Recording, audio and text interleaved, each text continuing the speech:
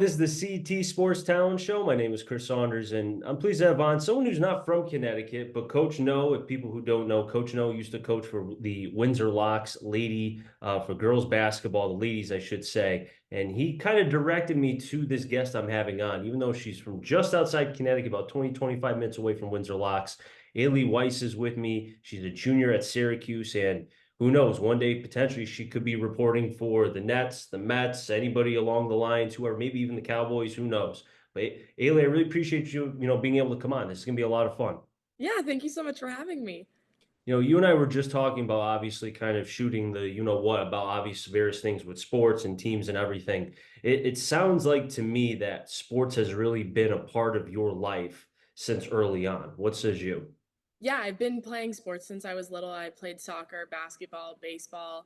I got into track into high school. I grew up playing baseball with the boys. That was really where my passion lied. Mhm. And then when I got to high school, I really didn't want to give it up still. So I played freshman year. I kind of had to battle it out with the state a little bit. Even I had to write them a letter as to why I should be able to play baseball because my school did have softball. Mhm. But if you know the two sports, you know how different they are. It's just these little things that kind of throw you off when you're playing the game. Mhm. And I wanted to stick with baseball. So eventually got approved from that and then was able to play baseball.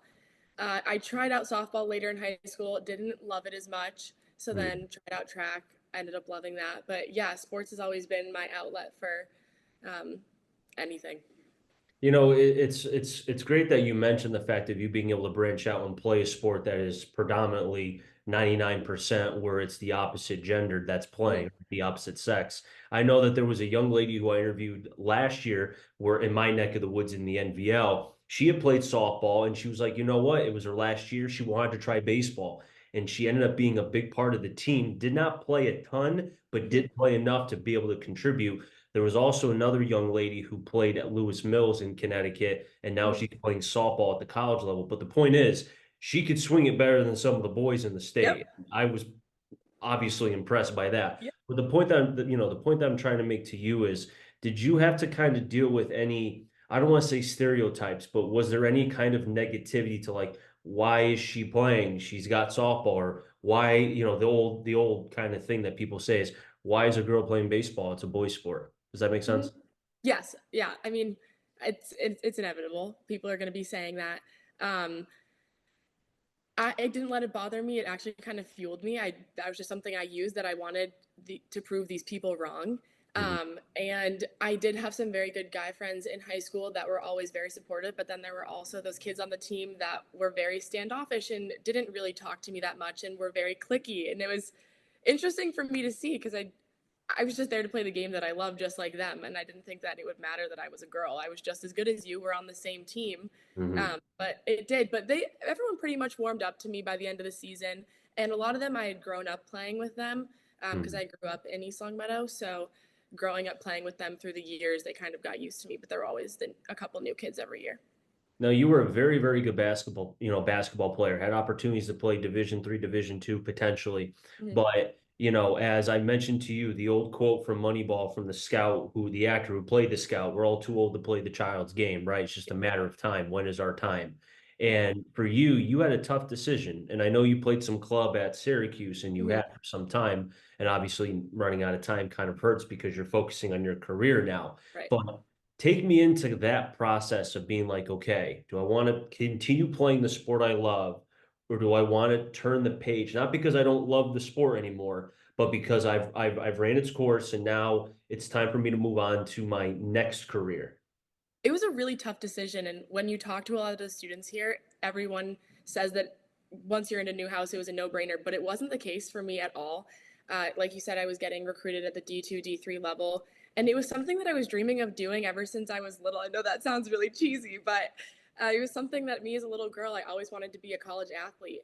And once I had my dream school and this future that I could see broadcasting sports or being that college athlete that I've been wanting to do since I was younger, it was really hard for me to choose. But ultimately, we discussed this a little bit before, but I knew I wasn't going to make it to the WNBA. Unfortunately, I don't have the height for that. And I decided I was like, maybe I could report on it, or maybe I could report on some of my favorite NBA players or MLB players or these players that I've been watching my whole life. So that was what it ultimately came down to. As you had the opportunity to then progress in your career, right? And obviously there's a lot of young women who are in the ESPN side. SNY has a young lady that I went to school with. I think she was a year below me, Chelsea Sherrod, whose brother I interviewed. He's from Yale or went to Yale, and now he's Mm-hmm. on the coaching staff, and she's doing great things with SNY and Mm-hmm. such. But were you able to kind of look at certain people be like, hey, I like how she does it, or even if it was a guy who maybe you saw a certain style that you liked. What says you? Yeah, especially more recently, there was just the first all women's broadcast for the Celtics, and that's Yep. my team. I'm a very big Boston sports fan. I'm very biased. I'm very bad at hiding it, but I'm working on it for broadcasting purposes. Um, and Kayla Burton, the sideline reporter for that night, actually was just in Syracuse yesterday. And she's somebody that I've watched. She typically covers college football, so that was what I watched a lot this past fall. And she's amazing. And I got to meet her in person, and she's just as amazing in person. Hmm. And we got to talk a little bit, and she actually knows Coach No as well. It was such a small world. We figured that out. Yeah. We got to chat a little bit, and she's just so willing to lend a hand. Send me anything that you do. I'd love to help if I'm ever close to you, like geographically wise. Yeah. Um, and hearing that from somebody who's already made it and is so willing to help is I speechless. Honestly, it was just like the best thing ever. And I do plan on reaching out and making that connection and growing that relationship also. So she's somebody I definitely watch. Hmm. Um, this past fall, I was able to do a little bit of work with Sunday Night Football. So I was able to shadow Melissa Stark on the sidelines for a couple of games up in Buffalo, which was amazing. She's the best of the best.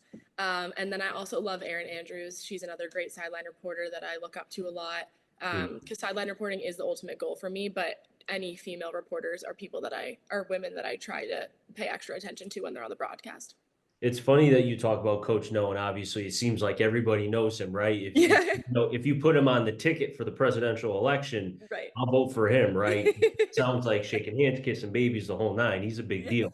But to go to what you said as far as the various people that you are trying to not so much copy, but just pick up little things, Mhm. right? And I've noticed over the last couple years, and I don't know if this is, and I'm hoping that at some point later on in the coming years, this will become like almost like it never happened in a lot of ways because it should have started long, long time ago. But you mentioned about the all-female broadcast for the Celtics, right? I know Baltimore has a young lady. I think she does the radio or TV side. I don't know. You probably know, but she's been broadcasting games, but she had to work her way up through the system, Yep. right? Through the minor leagues. I Hmm. know ESPN did that for, I think it was a football game, if I recall. They had an all female broadcast. And my only question is, and it's crazy because when I was younger, a lot of my friends would say, why is there a girl calling a game? Why is Hmm. she? And I'm sure you've heard it too. So Hmm. like my thing is like, why like what irks? Why is it such a bad thing? Is it because they didn't play baseball? Well, they know if they know the game, they got there for a reason. Like I don't understand that. To be perfectly honest, I don't really understand it either. Um, I talk about this is something I talk about with my mentors in school and my peers that I broadcast with, and none of us really have an answer for it. Um, the only thing I could maybe guess is that maybe it's a little intimidating having a girl in a man's world. That's just my best guess of it. Um, it's always been a man's sport. I dealt with this when I even played. It's always been a boys' sport. Why is there a girl here? Now it's even on the broadcasting side. Now they're taking over that as well. Hmm. Like, does that mean that there shouldn't be men broadcasting in the WNBA and women's soccer and all of these other things? Like, or is that only supposed to be women then? Like, no, we can share. Like, we should all be able to broadcast if you're good enough and you know what you're talking about. The the main goal for a broadcaster is to educate your viewers and make the game make Yep. sense for the viewer and add insight. And if doesn't matter if you're a girl or a boy, you should be able to do that. Yeah, no, I agree. And it's one of those things where if you're qualified, I mean, regardless of what gender you are, if you can do the job well, and obviously in broadcasting from a play-by-play standpoint, you want to be able to attract viewers and such or listeners, depending if it's radio or TV. For you, I know obviously I've never done what you've done, so you can kind of go into that a little bit more. But if you can do the job, then who cares? You could look like an alien. It doesn't matter. If you can do the job, then you're perfectly fine, in my opinion. Yeah, I completely agree. And on air, in front of a camera, radio, podcast, it's all the same thing. If you know what you're talking about, in my opinion, you should be able to talk your talk. How It's just, how hard is it for you specifically? I didn't mean to cut you off. How, go how ahead. difficult is it where because I feel like and again, I go back to what I said before. I wish it never happened, but it's just how life is and it Hmm. sucks.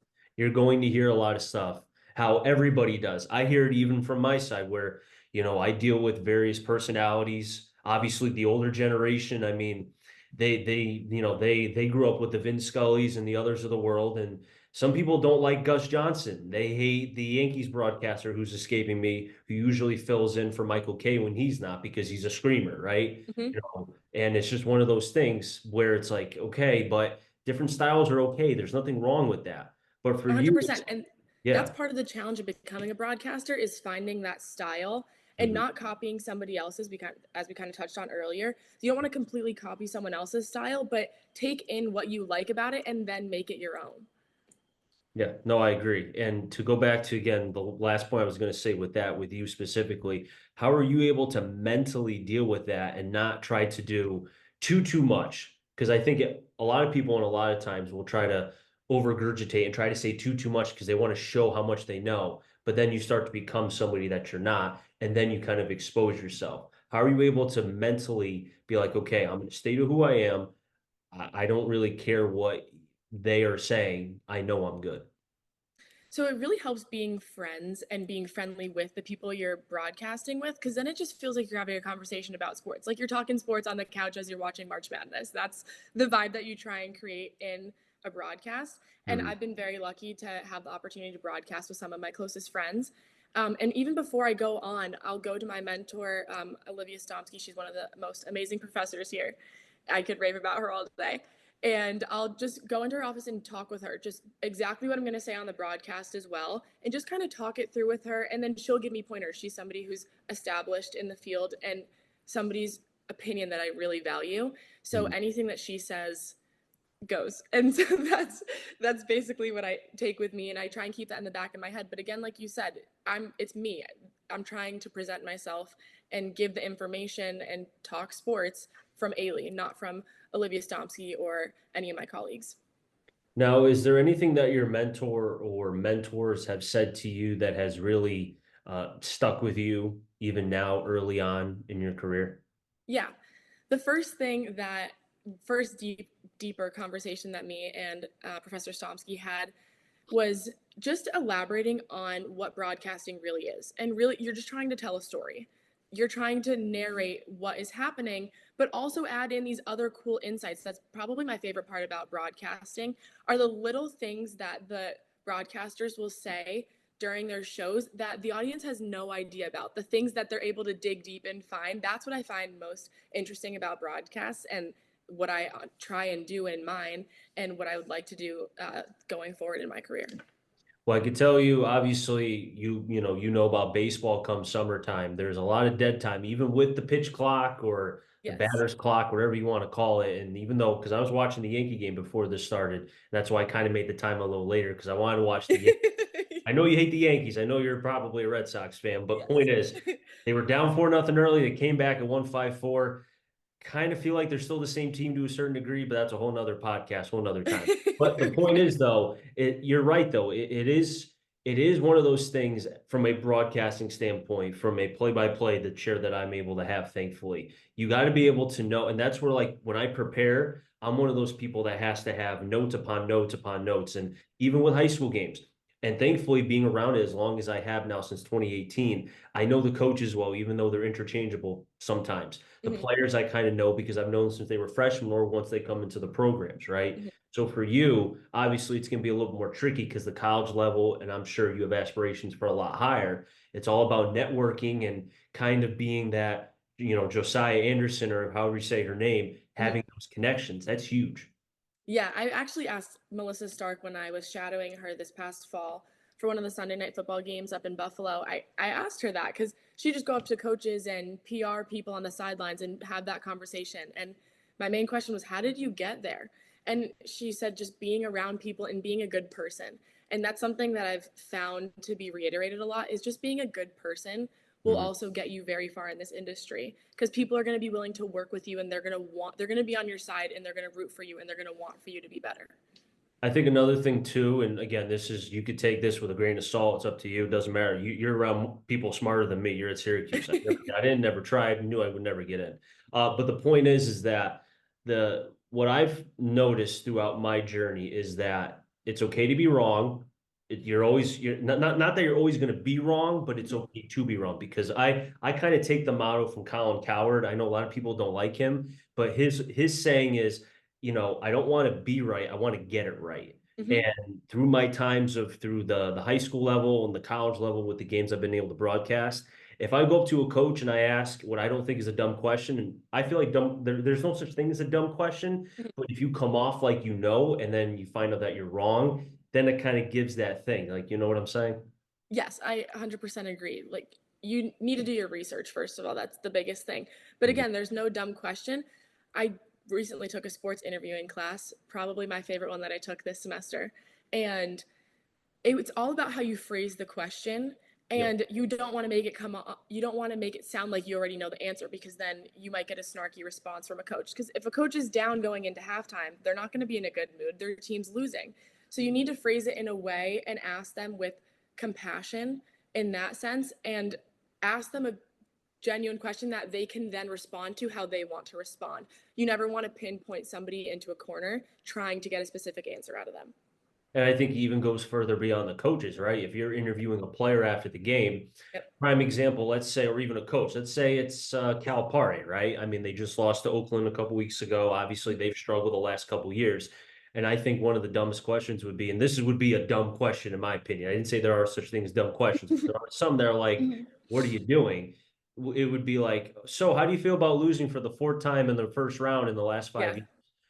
Like, what do you think he's going to say? Like, Right. no, I think it's great. I'm so happy. Like, what do you But think? also, what are you benefiting from that answer and from that question? That's also what you Yeah. have to think about when you're asking question is what do Yep. you want to receive? And when you're asking a coach who just lost, who had much higher aspirations for his team in March Madness, Yep. loses in the first round, Yep. and that's also going to tick off the coach and then set up for the rest of a bad press conference. No, I don't know if your class has like here's like a good video of a good question and here's a video of like a bad question. I don't know if they do that. If they do, that's great. If they don't, maybe I just gave an idea and that's awesome. But I heard a question asked a couple weeks ago during the Big East tournament, and the Providence coach, who had a fantastic year, by the way, with Cooley, who Hmm. left to go to Georgetown. Yep. There was a lady who asked a question, not even about the game of basketball, but she asked about if the coach was single or if there was any ladies that could come. Yeah, it was really weird. So like my thought is, first off, where's this lady's credentials? Need to be paused a little. And two, why are you asking? I mean, again, if you know him on a personal level, that's great. But even Hmm. then, talk to him on the side after and be like, hey, give me 2 minutes. I want to ask you something funny. But like, if you heard that, would you kind of get like the kind of feeling? Yes, that would upset me only because I've also heard of stories of reporters in the locker room trying to talk to players and coaches, and they'll try and slide them their number or something like that. Like, oh, here, text me, like, we can do a call later or something. Like, we're there to be reporters. But then there's people like that who then open that door up again for all of those actions to happen from coaches and from players. So, as a whole, for women in sports, we could be taking 5 steps forward, but then somebody asks that question and we take 4 steps back. See, that's where you got to know the business side. Right. Obviously, you can have a relationship as far as like a business relationship, Hmm. but once you start kind of getting the tentacles involved in other things, then it Right. becomes very sticky. And that kind of goes back to what we said, where trying to be able to make connections and such, that's where things can go. I don't want to say wrong, but it can get very dicey because then, as Yes. you There's a know, fine. and yeah, exactly. There's a fine Hmm. line, and people talk. There's chatter. Everybody talks, so Hmm. you got to be aware of that. You Yes. know. So, Ayla, I really appreciate you coming on. This has been a lot of fun. Now, looking at your career from a macro standpoint, obviously you want to be on the sideline. You want to be doing Sunday night, Monday night, the whole nine, football, obviously baseball on Sunday nights, everything, right? But have you thought about the kind of time that it could potentially take? Like, it's not going to happen overnight. You are putting in the work, just from what I've seen. Are you willing to be able to wait as long as possible, or do you have a certain timeline for this? Obviously I want to achieve my goals, so whatever it's going to take to get me there, I'm willing to put in the work. And that was also a decision I made when I decided to come to Syracuse and go to Newhouse. Is I didn't know to the extent, but I knew that I wasn't going to be on ESPN the next day after I graduated college. I know it's going to take work, and I've been trying to put in as much work as I can. All my free time goes to sports broadcasting, whether that's prepping or on a radio show or on a podcast or writing scripts or going over or making a graphic. Any free time that I have outside of school goes to that, and I'm hoping that it will pay off because I'm already seeing some of my friends that are seniors. It's already paying off for them, and it's very rewarding to see. Now, would you want to, and again, this kind of goes back to where you're trying to get your hands into everything possible. Can Aylee do this? Can she do that? Can she do this? Right? I first thought to my mind was Kevin Burkhardt, right? He kind of started as a sideline guy on SNY with the Mets, and now he went from being that to doing baseball on Fox Sports. And now with Joe Buck, who's now at ESPN with Troy Aikman, former Cowboy great and Hall of Famer, now he is the head guy. He basically is, in a lot of ways, the Joe Buck, right? So the question I have for you, and it'll be my last one, I appreciate you coming on. Would you be willing to be in the chair, do play by play, or do something of that ilk, just to kind of be more, be able to have your hands in everything? Yes, 100%. That's something I'm trying to get more into in school, actually, too. Mm. Um, I would love to do sideline, but so many other people want to do sideline, and there's Yeah. two chairs, if not more, at the desk. So that already just offers up more opportunities for me. But I like, as I said, that storytelling aspect. Yeah. And when you're at the desk, you have more chances and more on air time simply to do that during a broadcast. So I'm really open to any broadcasting experience that I can get. I just know anything that I am able to get my hands on is going to make me better, and anyone that I can learn from I love constructive criticism. That's in my head, that's the only way I'm going to get better. I know I'm not perfect at what I do, I'm not even close, but any constructive criticism that anyone's willing to give me, I'm willing to take. Well, just don't forget about Coach No. Make sure you front row seat take. I don't know if he's a Never. Celtics fan, but make sure he's got the best seats whenever you have that opportunity, because I think you'll get there one day. Make sure he's got the best seat in the house. Of course. But hey, Ayla, I really appreciate you coming on. This was a lot of fun. Best of luck as far as the rest of your junior year, and enjoy the summer. I've never had the opportunity to broadcast summer ball up at the Cape Cod League. I've done games in Connecticut, but I'm sure it's going to be an awesome experience. You and a former Connecticut kid, Ian Nickel or Nicholas, I forgot his last name. Apologize, Ian. Forgot your last name. Sorry. But he's a great broadcaster. I noticed early on, obviously, he did the kids cast on ESPN a couple years ago. Nice kid. He's got a high ceiling, same as you. And hopefully you guys have a lot of fun in the summertime. Thank you so much for having me. Always. The wrap things up here in the CT Sports Talent Show. So next time, stay safe. Remember, CT stands for Connecticut Talent. I'm going to try to find them all. Enjoy this shit, everybody, and be well.